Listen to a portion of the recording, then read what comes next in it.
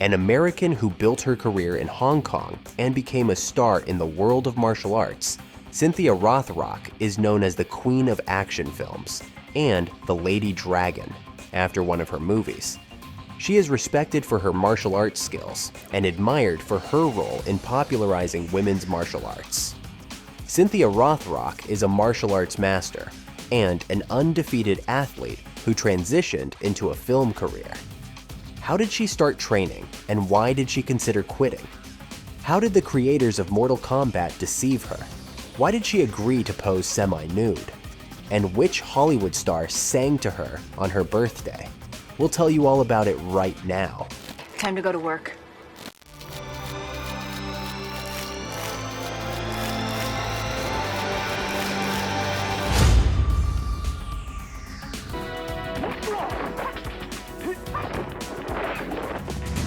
Cynthia Rothrock, the life of the queen of 90s action films.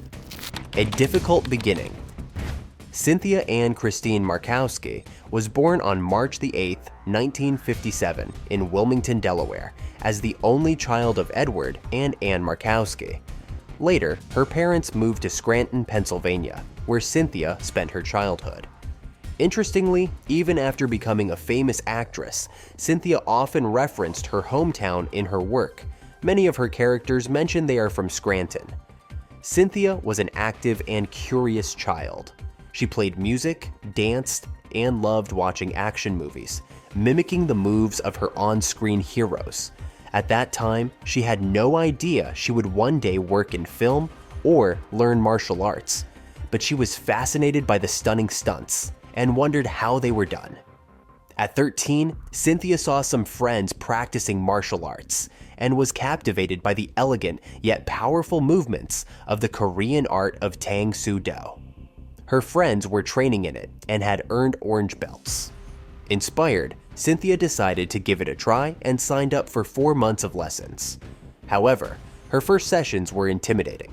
She was one of the few girls in the class and had a delicate build. She struggled to deliver the required powerful kicks and didn't know how to punch properly. Turning point. The future action star wanted to quit, but her mother convinced her to finish the lessons they had already paid for. The first few months were pure torment for Cynthia, and she hated every minute of it. One day, she was paired in a sparring match with another girl, a black belt, who kicked her in the head. The experience terrified her. However, in her 3rd month of training, the instructor gave a speech that changed everything for Cynthia. His words felt as if they were directed right at her. If you're bad at something, it's because you're not practicing. That struck a chord. She realized she hadn't been putting in enough effort and resolved to work harder. From that moment, Cynthia began training seriously and consistently. Her progress was swift. She started practicing daily, earned her orange belt, and in her first sparring match, defeated an opponent with a black belt. Shortly after, she participated in a women's tournament. At the time, female competitors weren't divided into categories based on skill level due to the small number of participants. Despite this, Cynthia managed to place second, going up against opponents with black belts. This victory boosted her confidence and made her wonder, if she could succeed in her very first competition, could she become the best in the sport? This goal ignited a passion for martial arts, which soon became the center of her life. Another pivotal moment came when masters from Korea visited her martial arts school. They criticized the students' skills and spent 3 weeks putting them through grueling tests, sparing no one. In those days, there was no protective gear for children, and Cynthia often came home covered in bruises, including on her face. Her mother, who had initially encouraged her training, now begged her to quit. But Cynthia was determined. She assured her mother that after enduring such a trial, she would never again be afraid to fight anyone. Character building. Another motivation for Cynthia to pursue martial arts was the bullying she faced from other girls. When she was about 14 years old, a group of girls from her neighborhood threatened to slash her face, likely out of jealousy over how easily she got along with boys. They waited near her house, trying to intimidate her. Summoning her courage, Cynthia confronted them despite her fear, and the bullies backed off. This taught her an important lesson. Bullies prey on weakness, but if you stand your ground and show strength, they retreat. Cynthia often had to compete against men, especially in martial arts disciplines involving weapons. Not only did she have to work much harder to match their physical strength, but her male opponents also ridiculed her. They called her dismissive names and assumed she was a poor fighter simply because she was a girl. After graduating from West Scranton High School, Cynthia enrolled at Boston University to study fine arts. However, she soon realized her true passion was in a different form of art, martial arts, and returned to Scranton. There, she attended the private Lackawanna College. By that time, Cynthia had started teaching at a kung fu school in nearby Wilkes-Barre. She considered a career in physical therapy, but dreamed of opening her own martial arts school. Marriage and moving. At the time, Cynthia was dating her kung fu instructor, Ernest Rothrock, and in 1976, they were married at St. Mary's Church in the town of Moosic, Pennsylvania. The bride was 19 years old, and a local newspaper covered the ceremony, including her photo. Cynthia's wedding dress was made of organza, featuring a bodice of Venetian lace, lace motifs adorning the skirt, and a traditional long train. After a wedding dinner, the newlyweds honeymooned in Florida before relocating to California. Her parents were initially cautious about her decision to move, but Cynthia convinced them it was the right choice, as California offered more opportunities for teaching martial arts. Despite her growing success in martial arts, Cynthia often faced prejudice. People asked condescending questions, such as whether she wore lipstick to training. During a martial arts demonstration in Pennsylvania, one man claimed a female instructor couldn't teach him anything. Cynthia responded that she would personally fight him if he could defeat her top student. He failed and, in a show of humility, brought her a bottle of champagne as an apology and signed up for a class. Shortly after moving to California, Cynthia's father, Edward, passed away from a heart attack. She took the loss very hard and found it difficult to talk about. When people asked about him, she would simply say he was doing fine. After the wedding, Cynthia adopted her husband's last name, Rothrock, which the world would come to know her by. However, their marriage was short-lived, and the couple divorced after a few years. Ernest has since lived a private life, while Cynthia continued her rise to fame through her dedication to martial arts. Early success. Cynthia Rothrock's unique movement style and technical mastery earned her recognition among martial arts enthusiasts. She began appearing in prestigious martial arts magazines and, in August 1981, became the first woman to grace the cover of Karate Illustrated magazine. She later became the only woman to appear on the cover 3 times. The magazine's editor admitted that the decision to feature Rothrock on the cover was met with skepticism. "Women and minorities don't sell," critics told him. But they were proven wrong. The issue featuring Cynthia sold out like hotcakes. Even so, the decision continued to spark debate. At one tournament, a top competitor approached Cynthia and asked if she had slept with the editor to land the cover. She sarcastically replied, "No. Is that how you got on it?" From 1981 to 1985, Rothrock held the title of world champion in Korean martial arts and weapons handling. Remarkably, in weapons competitions, Cynthia became the first and only woman in North America to win first place against male competitors, as separate tournaments for women were still not held at the time. She earned 5 black belts in various martial arts and achieved the rank of 8th degree Grandmaster in Taekwondo. Cynthia didn't stop there. She began studying other disciplines while honing her skills in Chinese weaponry, including the steel fan, whip chain, and double-edged broadsword. Eventually, she earned 2 additional black belts and continued to expand her expertise in various forms of Eastern martial arts. During this period, she was named Athlete of the Year in 1983 and appeared in a KFC commercial. She was invited to showcase her talent in countries like Germany, France, Sweden, Poland, Japan, and Argentina. Having competed in over 100 tournaments, Cynthia caught the attention of the international sports community, which eventually began organizing women's martial arts competitions. Yes, madam. In 1985, Rothrock was invited to star in a Hong Kong movie. Initially, Golden Harvest Studios was looking for a male lead for their next project, a white Bruce Lee. However, after seeing Cynthia in a training hall, their plans changed. Her first film was the action movie Yes, Madam, co-starring Michelle Yeoh. 佢識講廣東話㗎，梗係衰多口啦。對唔住，佢哋可能冇咩禮貌。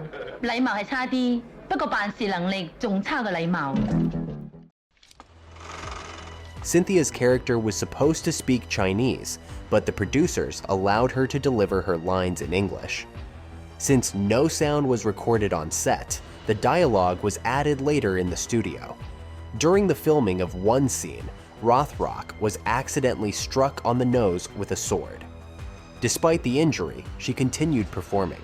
While waiting for the director to call "cut," her nose swelled, her eyes turned red, and tears streamed down her face. Between takes, she did her best to compose herself. But the challenges didn't end there. Another hit caused her ear to bleed. Rothrock had assumed she would only make one film, but Yes, Madam broke box office records, making her a huge star in Hong Kong. She became the first Western woman to play a leading role in a Hong Kong action movie, a groundbreaking achievement that changed her life. After the film's success, Rothrock retired from competitive martial arts, leaving the scene undefeated. She was immediately offered a role in her second movie, 24 Hours to Midnight. Golden Harvest also signed her to a contract for several additional films. Her new career proved to be just as dangerous as martial arts tournaments. During filming, she tore the anterior cruciate ligament, ACL, in her right knee. However, due to her packed shooting schedule, she refused surgery. To the surprise of doctors, Rothrock's muscles were so strong that they held her kneecap in place, even without the ligament. As far as is known, she never underwent surgery to repair the injury. Rivalry with Karen Shepard. An injury, though not Cynthia's, halted production on her next planned project, Armor of God with Jackie Chan. During filming, Chan fell from a tree, hit his head on a rock, and suffered a severe skull fracture. Production was suspended, and by the time filming resumed, Rothrock was already committed to other projects. Interestingly, Jackie Chan was one of Cynthia's idols. In her youth, after training sessions, she would visit a Chinatown theater to watch his movies. In 1986, Cynthia appeared in 3 action films: Magic Crystal, Righting Wrongs, and Millionaire's Express. Due to her knee injury, many of her kicks in these movies were performed with just one leg.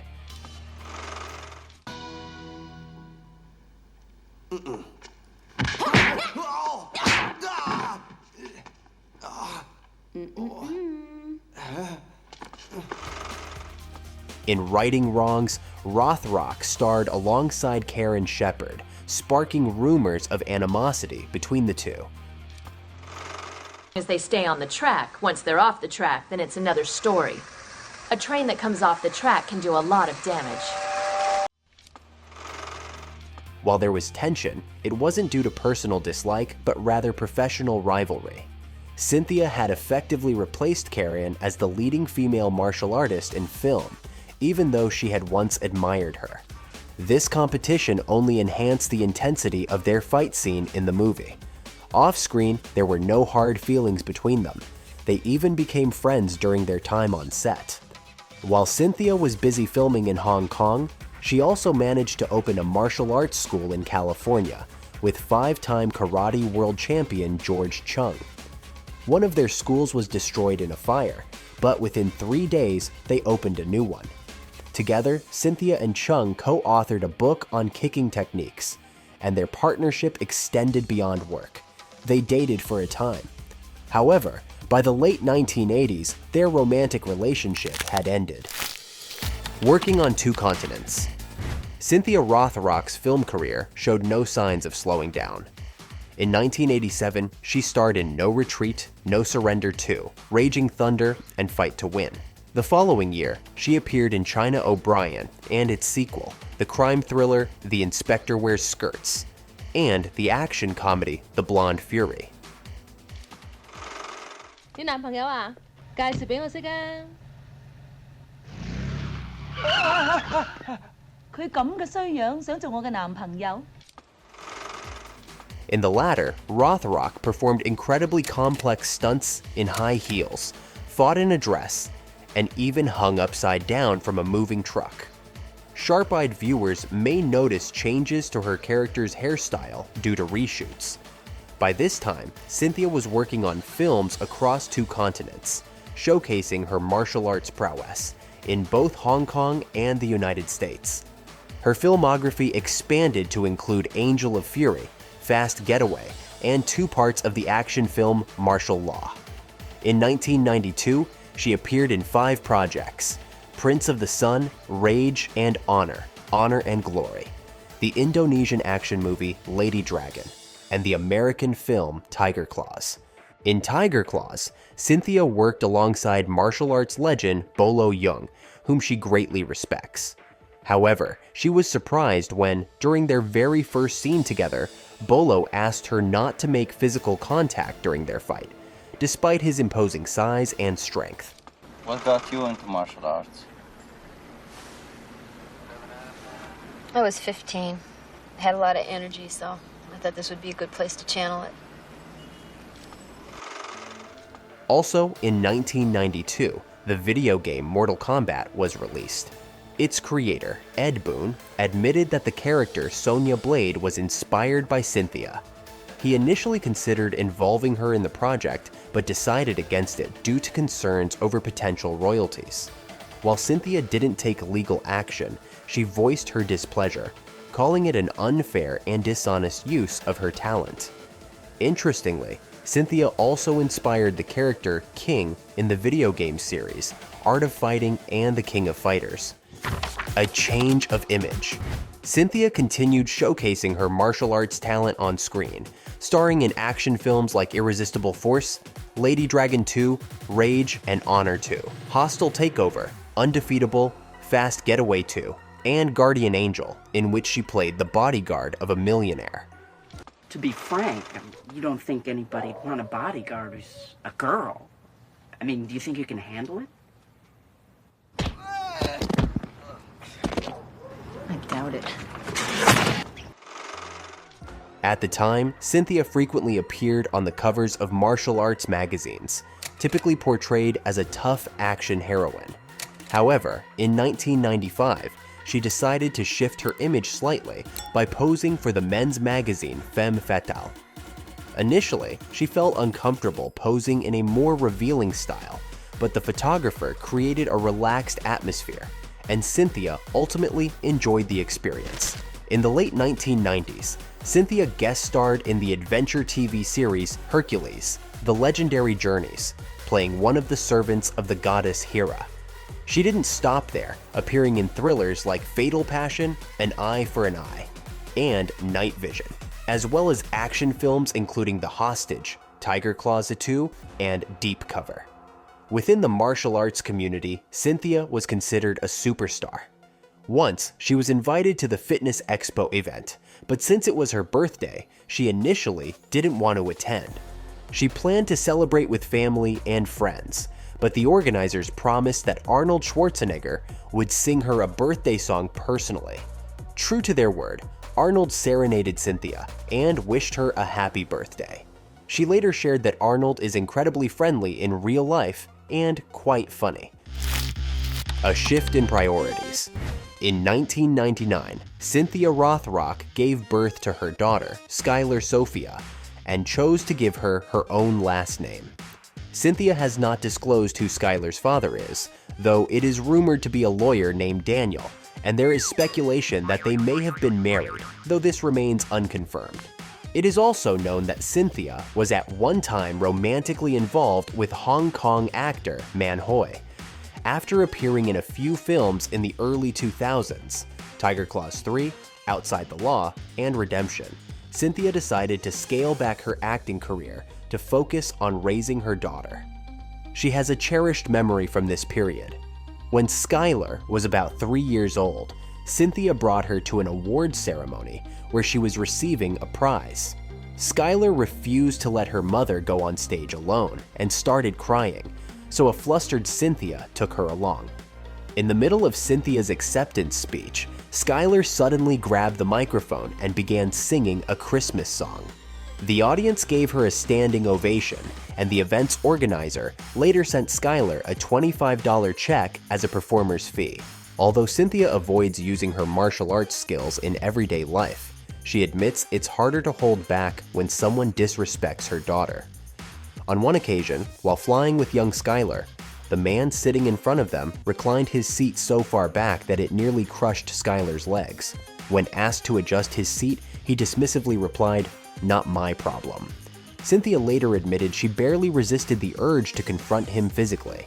In the early 2000s, Cynthia appeared in an episode of the reality show Faking It. Her task was to train someone with no martial arts experience to convincingly pose as a fighter in just 30 days.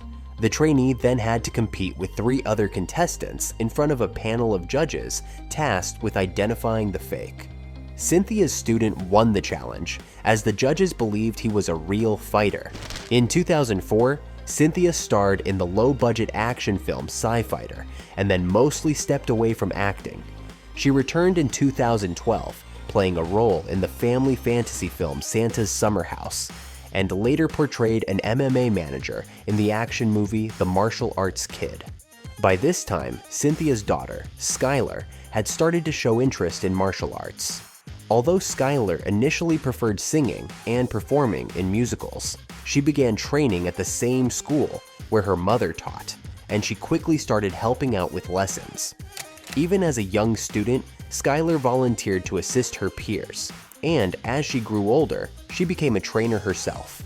Cynthia admits she can be a bit strict with her daughter due to her perfectionist tendencies, but Skylar knows how to stand her ground. When Cynthia demanded top grades, Skylar would argue that getting good grades was enough. If her mom tried to coach her in volleyball, Skylar would remind her that volleyball wasn't her expertise. Despite these moments, Cynthia is quick to praise her daughter and takes immense pride in her achievements. A recognized master.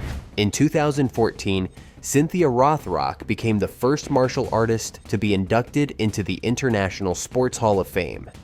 That same year, she appeared in the action-adventure film Mercenaries. These aren't mine?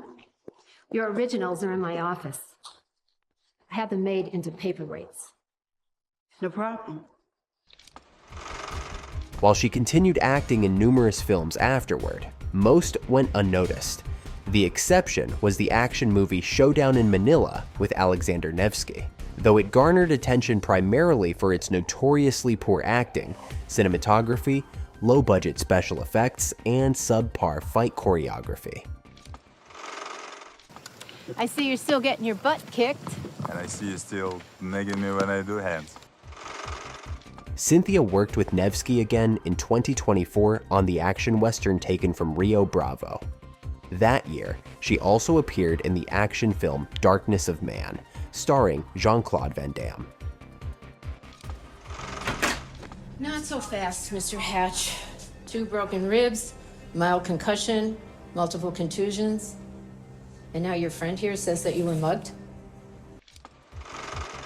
Throughout her career, Rothrock collaborated with many renowned martial artists and formed lasting friendships.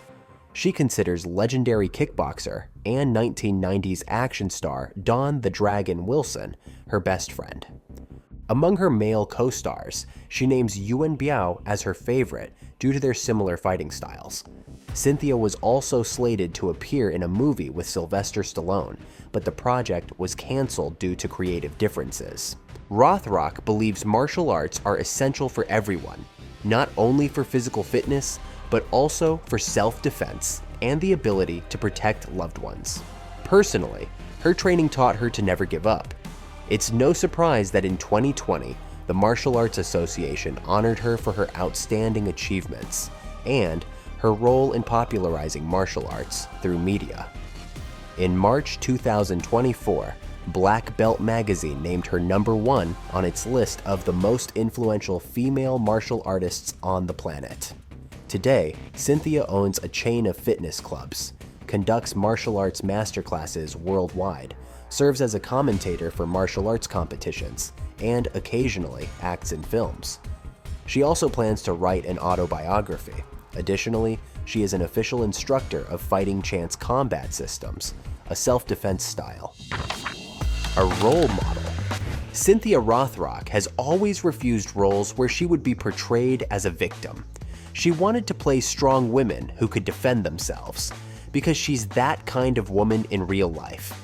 On set, she performs nearly all her own stunts, with her signature move being a heel strike to an opponent's forehead during a frontal grab. Cynthia became a role model for women in martial arts.